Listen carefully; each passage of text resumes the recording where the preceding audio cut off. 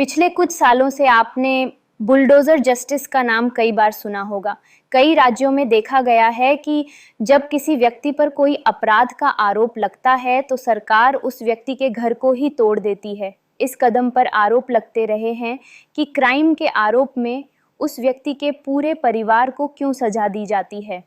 इस विवाद के चलते मामला सुप्रीम कोर्ट तक पहुंचा और हाल ही में सुप्रीम कोर्ट ने इस पर एक महत्वपूर्ण निर्णय सुनाया है, जिसमें कई नई गाइडलाइंस जारी की गई हैं।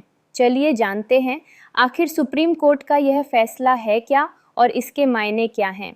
कुछ राज्यों ने बिना किसी कानूनी प्रक्रिया के आरोपों के आधार पर ही आरोपियों के घर गिराने का कदम उठाया। सुप्रीम कोर्ट ने इसे न्याय के मूल सिद्धांतों के खिलाफ बताया है और स्पष्ट किया कि यह काम अदालतों का है, न कि राज्य सरकार का। अपराध के आरोप सिद्ध होने से पहले ही इस तरह की कार्रवाई से प्रिजम्प्टिव जस्टिस का खतरा बनता है, जो संविधान की मूल भावना के विरुद्ध है। सुप्रीम कोर्ट ने राइट टू शेल्टर को एक मौलिक अधिकार मानते हुए कहा कि अगर कोई घर कानूनी रूप से बना है तो उसे तोड़ने का हक सरकार को नहीं है। ड्यू प्रोसेस ऑफ लॉ का मतलब ये है कि किसी भी व्यक्ति के साथ कानूनी प्रक्रिया का पालन होना चाहिए। अगर किसी का घर कानूनी ढंग से बना है तो सिर्फ आरोप के आधार पर उसे गिराया नहीं जा सकता। सुप्रीम कोर्ट ने यह भी कहा कि संविधान के अनुसार न्याय का कार्य न्यायपालिका का है, न कि कार्यपालिका का। राज्य सरकारों को चाहिए कि वे किसी भी आरोपी को न्यायिक प्रक्रिया के लिए कोर्ट में पेश करें, लेकिन खुद न्याय देने का काम न करें। सुप्रीम कोर्ट ने कहा कि अगर किसी परिवार के एक सदस्य ने अपराध किया है तो उसकी सजा पूरे परिवार को नहीं मिलनी चाहिए। घर एक प्रॉपर्टी ही नहीं बल्कि परिवार का आश्रय होता है। महिलाओं, बच्चों और बुजुर्गों को बेवजह परेशानी में डालना अनैतिक और गैर कानूनी है। कुछ राज्यों पर आरोप लगे हैं कि वे खास समुदायों या धर्मों के लोगों के घरों को ही टारगेट करते हैं।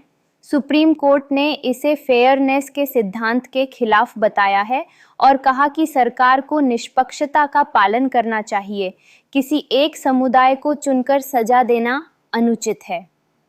सुप्रीम कोर्ट ने कहा है कि किसी भी घर को गिराने से पहले कम से कम 15 दिन का नोटिस देना अनिवार्य है। यह नोटिस रजिस्टर्ड पोस्ट से भेजना चाहिए और घर के बाहर भी डिस्प्ले करना चाहिए। अगर घर का कोई सदस्य कोर्ट में अपना पक्ष रखना चाहता है तो उसे यह अवसर दिया जाना चाहिए। बिना नोटिस के की गई कार्रवाई पूरी तरह असंवैधानिक होगी। अगर किसी का घर गलती से तोड़ दिया गया है तो सरकार को उचित मुआवजा देना होगा।